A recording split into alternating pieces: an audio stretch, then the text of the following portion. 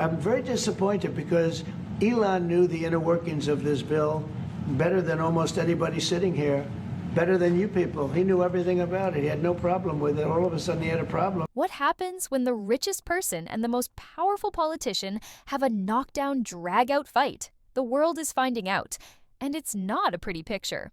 Donald Trump and Elon Musk have two of the biggest megaphones, and they have now turned them on each other as a disagreement has ballooned into a war of words. Trump has threatened Musk's voluminous business dealings with the federal government, which form the lifeblood of his SpaceX program. The easiest way to save money in our budget, billions and billions of dollars, is to terminate Elon's governmental subsidies and contracts, Trump posted menacingly on his own social media website. If Trump turns the machinery of government against Musk, the tech billionaire, will feel pain. Tesla's stock price plunged by 14% on Thursday. He had no problem with it. All of a sudden, he had a problem, and he only developed the problem when he found out that we're going to have to cut the EV mandate. It's not a one-way street, however. After that volley, Musk called for Trump's impeachment, dared him to cut funding for his companies, and countered that he was accelerating the decommissioning of his Dragon spacecraft, which the U.S. relies on to carry American astronauts and supplies to the International Space Station. Musk has near limitless resources to respond, including by funding insurgent challengers to Republicans in next year's elections and primaries.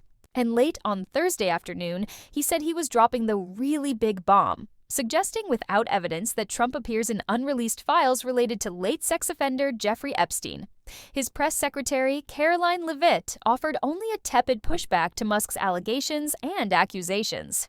This is an unfortunate episode from Elon, who is unhappy with the One Big Beautiful Bill because it does not include the policies he wanted, she said. Musk may not win a fight against the whole of Trump's government, but he could exact a high political and personal price for Trump and the Republicans. Trump, perhaps aware of this, appeared to tamp down the heat a bit by the end of the day, avoiding comment on Musk during a public appearance at a White House Police Appreciation event and posting a message on Truth Social that said he didn't mind turning against him, but wishes he had quit government service months ago. He then pivoted to boosting of his big, beautiful tax and spending legislation. It's difficult to envision an easy walk down after Thursday's heat, however. Trading insults and threats. The feud started at a simmer last week, began bubbling on Wednesday, and became a full-on boil on Thursday afternoon in the Oval Office. As new German Chancellor Friedrich Merz, the day's visitor, sat in awkward silence, the president sounded a bit like a spurned lover. He expressed surprise at Musk's criticism of his legislation. He pushed back against the notion that he would have lost last year's presidential election without Musk's hundreds of millions of dollars in support. And he said Musk was only changing his tune now because his car company, Tesla, will be hurt by the Republican push to end electric vehicle tax credits. Musk quickly took to his social media site, X, with a very Generation X response for his 220 million followers. Whatever. He said he didn't care about the car subsidies. He wanted to shrink the national debt, which he says is an existential threat to the nation. He insisted that Democrats would have prevailed in last year's election without his help. Such ingratitude, he told Trump. The billionaire then launched a series of extraordinary attacks throughout the afternoon, and the feud was on in earnest. Musk and Trump had formed a powerful but unlikely alliance, culminating in the tech billionaire having a key position of budget-slashing authority in the Trump administration. Musk's Department of Government Efficiency, or DOGE, became one of the biggest stories of Trump's first 100 days, as it shuttered entire agencies and dismissed thousands of government workers. It wasn't long, however, before speculation began over when and how the two outsized personalities would ultimately fall out. For a while, it seemed like those predictions were off the mark.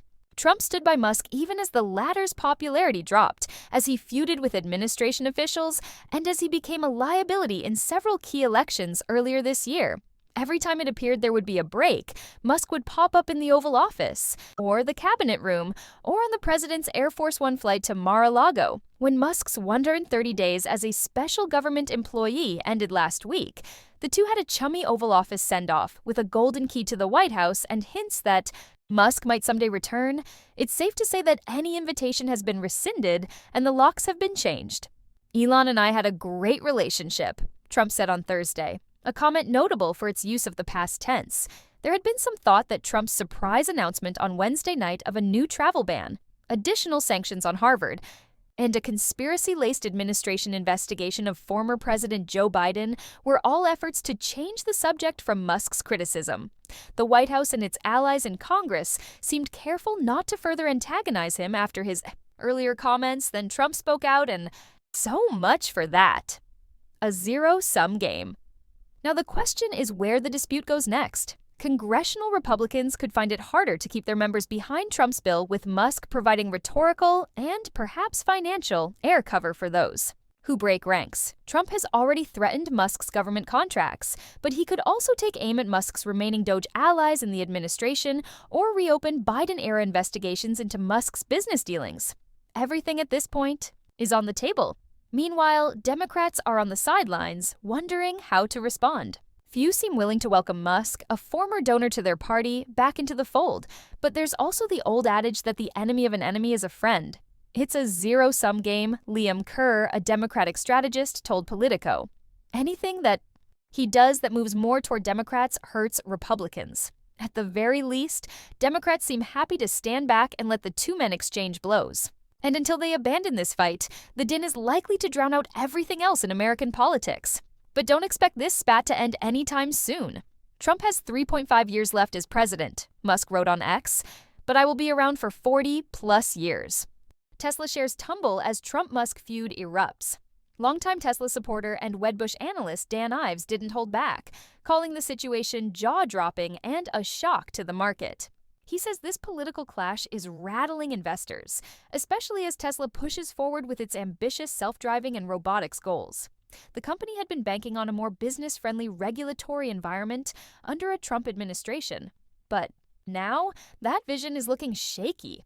This needs to be de-escalated fast, Ives warned in a recent note, adding that the controversy throws a wrench into the Trump regulatory playbook. Elon Musk's dive into politics has already been a wild roller coaster for Tesla shareholders. Last year, Tesla's stock soared on optimism that Musk's close ties with Trump could work in the company's favor. But that optimism has since evaporated. This year, the political alliance backfired. Big time. Musk's involvement in controversial government spending cuts triggered backlash, particularly in Europe, where Tesla's sales took a hit, and investors have been uneasy about Musk's priorities. As he chased a historic pay package and made headlines outside the boardroom, many began to wonder if he was still fully locked in on Tesla. Last month, concerns hit a boiling point. Tesla's board chair had to publicly deny reports that the company was quietly searching for a new CEO. Musk briefly calmed nerves when he told investors he'd be stepping away from his role with Dogecoin. That announcement actually lifted the stock, and by the end of last month, he formally exited his government position. But just as quickly, Tesla got dragged right back into the political storm. The fallout began after Musk publicly slammed a Trump-backed spending bill, arguing it would dangerously inflate the national debt. He also didn't hold back on criticizing Trump's tariffs, predicting they could trigger a recession before year's end. Trump, clearly irritated, fired back, accusing Musk of being upset over the end of federal EV tax credits, a key driver of Tesla's U.S. sales. Their feud deepened when Trump abruptly withdrew the nomination of Jared Isaacman, a known Musk ally, to head NASA. Thursday's sell-off sent Tesla shares tumbling to their lowest level since May, wiping out recent gains, fueled by hopes that Musk would finally refocus on the company. Meanwhile, investors looked on, stunned. "Someone take the phone away from him," tweeted Tesla investor Ross Gerber, who has grown increasingly vocal about the impact of Musk's political antics on the company. He's since slashed his stake in Tesla. "Tesla," he wrote bluntly, "is getting destroyed.